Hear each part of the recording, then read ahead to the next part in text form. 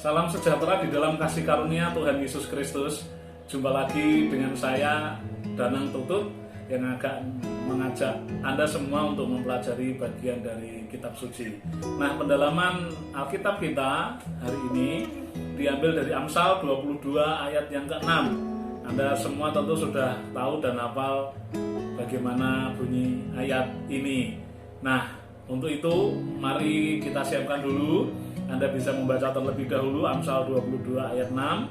Jangan lupa berdoa memohon hikmat Tuhan.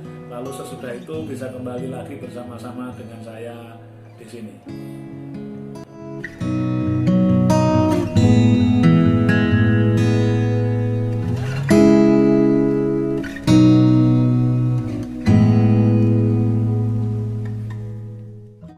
Nah, seperti sudah saya sampaikan di awal, Anda tentu sudah tahu maksudnya ayat ini, yaitu bahwa ketika orang-orang muda, ketika anak-anak dididik menurut sebuah prinsip, di sini konteksnya jelas, kita didik sesuai dengan ajaran kebenaran firman Tuhan, maka kita yakin nanti di masa tuanya, di masa dia akan dewasa, dia pasti secara otomatis akan mengikuti jalan apa yang kita ajarkan itu.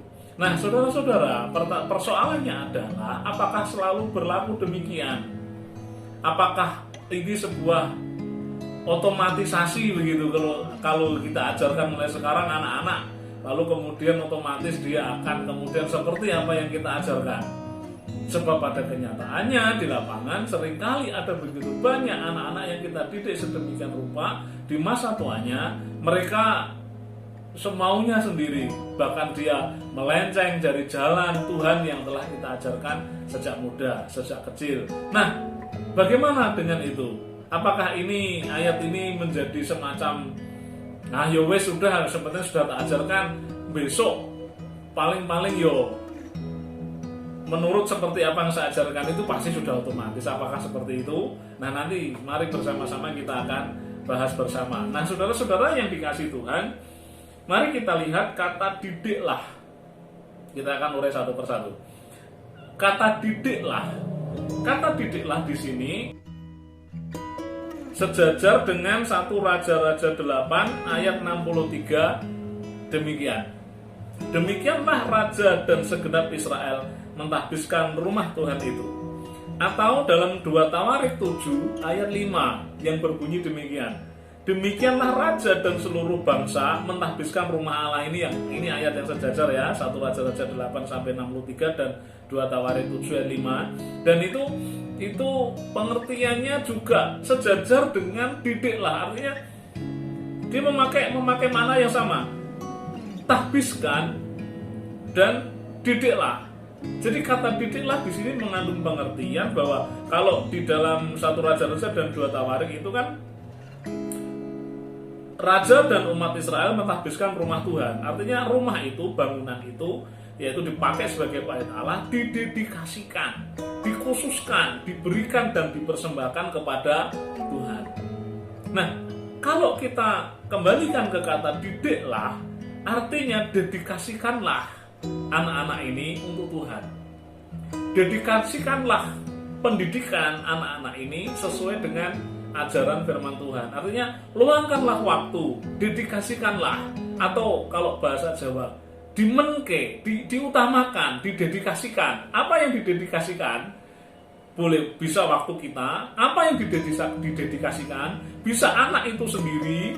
Apa yang didedikasikan? Bisa seluruh hidup kita untuk memberikan ajaran sebuah prinsip kepada anak itu. Jadi anak ini harus dikhususkan, harus betul-betul anak-anak kita, anak-anak muda, pemuda-pemuda kita ini menunjuk kepada anak-anak dalam pengertian memang anak keturunan secara biologis, tetapi bisa juga menunjuk kepada mungkin generasi-generasi di gereja kita, di jemaat atau murid-murid kita, anak-anak kita. Itu dedikasikanlah atau ajarlah mereka begitu, atau luangkanlah waktu dimenke untuk kemudian mengajari mereka. Nah, apa yang diajarkan? Mari kita lihat selanjutnya, yaitu jalan yang patut baginya. jalan di dalam pengertian ayat ini dan juga di dalam pengertian orang-orang perjanjian lama, biasanya apalagi ini kitab Amsal, perumpamaan ini tidak diartikan harafiah jalan atau jalan yang dilewati orang, tetapi ini sebuah gaya hidup atau sebuah perilaku atau sebuah cara hidup atau sebuah norma, sebuah nilai, sebuah prinsip yang harus dipegang, yang diimani, diyakini, dan kemudian dilakukan. Itu jalan yang dimaksud di sini. Nah, apa prinsip, apa gaya hidup, apa pola, apa nilai atau norma yang dipegang dan dilakukan itu? Nah, kita lihat bahwa tema atau ajaran utama dari Amsal adalah hikmat. Amsal mengatakan bahwa semua pengetahuan bersumber dari Tuhan. Amsal mengatakan hikmat yang sejati adalah datang dari Tuhan. Amsal mengatakan bahwa hidup itu berdasarkan hikmat. Nah, maka di sini kalau kita kaitkan dengan kata didiklah menurut jalan yang patut, artinya dedikasikanlah waktu, dedikasikanlah tenaga daya kita, atau luangkanlah waktu, utamakanlah bahwa anak ini diajarkan atau diberikan prinsip-prinsip sesuai dengan jalan yang sesuai dengan firman Allah, yang sesuai dengan hikmat Allah.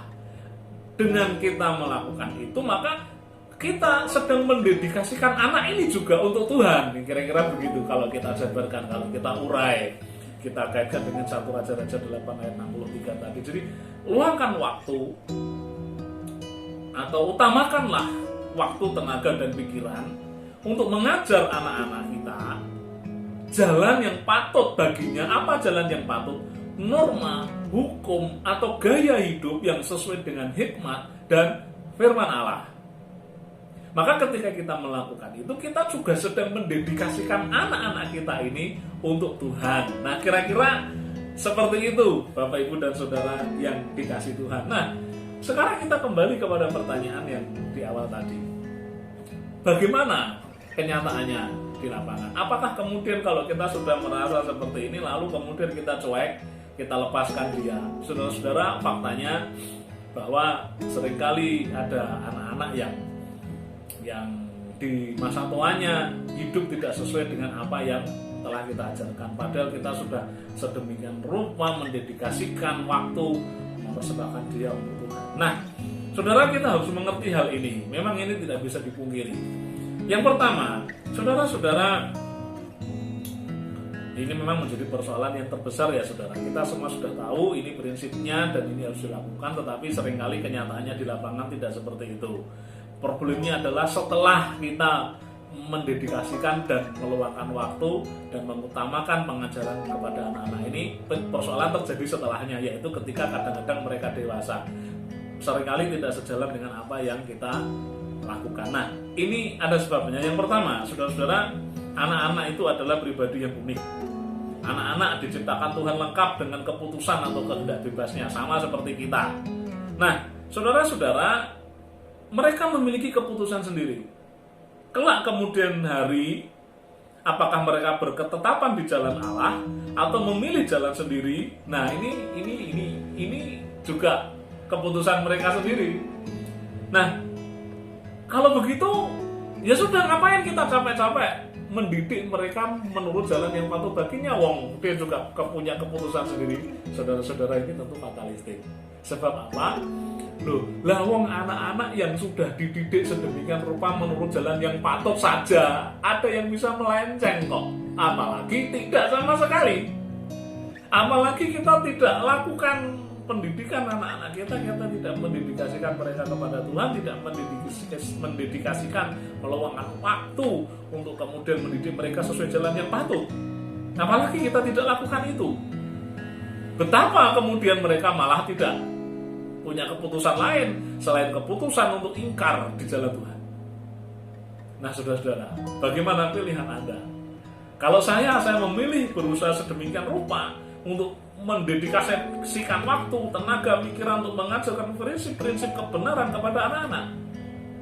Terserah kemudian dia ketika dewasa dia memilih apa, setidaknya kita sudah nyangoni, sudah membekali mereka dengan ajaran yang patut baginya. Dan tentu saja Ini doa kita supaya mereka hidup sesuai dengan jalan yang patut yang telah kita ajarkan. Nah ini kan kemudian tidak berhenti kemudian pada masa muda. Ya sudah selesai, terserah kamu, kan tidak. Selama kita masih hidup tentu ada pendampingan. Gereja juga menjadi pendamping bagi kerohanian generasi-generasinya. Kita orang tua juga menjadi pendamping bagi perjalanan rohani hidup anak-anak kita. Jadi sekali lagi, kalau kemudian mereka punya keputusan sendiri, lah ngapain kita capek-capek mendidik murid jalan yang patut? Saya jawab, loh lawong yang sudah dididik sedemikian rupa saja ada yang melenceng, apalagi yang enggak sama sekali. Maka kita harus berinvestasi, harus menanamkan prinsip ini sejak dini, sejak awal, supaya apa? Mereka punya bekal untuk mengambil keputusan. Jadi keputusan mereka bukan keputusan yang kosong, setidaknya sebuah keputusan yang telah kita bekalkan, atau kita membekali mereka dengan pertimbangan. Kita memberi mereka pilihan yang baik. Jadi terkait dengan kehendak bebas mereka untuk memilih, kan ada dua pilihan. Memilih untuk taat kepada jalan Allah, atau memilih untuk tidak taat kepada jalan Allah. Kalau kita tidak mengajari mereka dengan jalan yang patut bagi mereka sejak awal, mereka kelak ketika dewasa mereka tidak punya pilihan. Mereka hanya tahu bahwa mereka akan memilih jalan yang tidak sesuai dengan kehendak Allah. Tetapi ketika dari awal kita sudah mengajari mereka jalan yang patut baginya, maka ketika dewasa, ketika dia sudah mengambil keputusan, dia akan punya pilihan untuk memilih yang lebih baik lagi. Kira-kira demikian. Nah, sebagai penutup, saya ingin mengajak Bapak Ibu dan Saudara membuka Mazmur pasal 127 ayat yang keempat. Ini menarik sekali. Mazmur 127 ayat yang keempat demikian. Seperti anak-anak panah di tangan pahlawan, demikianlah anak-anak pada masa muda. Anak-anak panah di tangan pahlawan, itulah anak-anak di masa muda. Siapa anak-anak panahnya? Ya anak-anak muda itu, anak-anak kita. Siapa pahlawannya? Tuhan? Bukan. Pahlawannya adalah saudara dan saya. Jadi anak-anak kita, generasi-generasi kita itu seperti anak panah di tangan kita. Kitalah pahlawannya, kitalah pemanahnya. Dan seorang pemanah tentu akan berlatih sedemikian rupa. Dia akan mengarahkan anak panahnya, dia merentang busur sedemikian rupa untuk mengarahkan target, untuk mengarahkan anak panah ini supaya tepat pada sasarannya. Nah, yang sudah berlatih begitu rupa pun, yang sudah berusaha sekuat tenaga mengarahkan anak panah ini pun kadang-kadang masih bisa meleset loh Bapak Ibu. Apalagi yang memanahnya asal-asalan, apalagi yang memanahnya dengan sembarangan saja, pasti tidak akan pernah bisa mencapai sasaran. Nah, kalaupun kemudian melenceng begitu, ini filosofinya. Kalau kita, setidaknya kita sudah berusaha, setidaknya kita sudah merentang busur, dan kita mengarahkan mata panah itu ke sasaran yang sesuai dengan ajaran firman Tuhan, sesuai yang kita inginkan. Mari bersama-sama kita didik anak-anak kita bina generasi kita, supaya mereka menjadi generasi seperti jalan yang patut baginya. Apa jalan yang patut baginya? Firman Allah, kebenaran Allah, moralitas Allah, kebenaran kekesanan yang harus nyata di dalam kehidupan mereka setiap hari.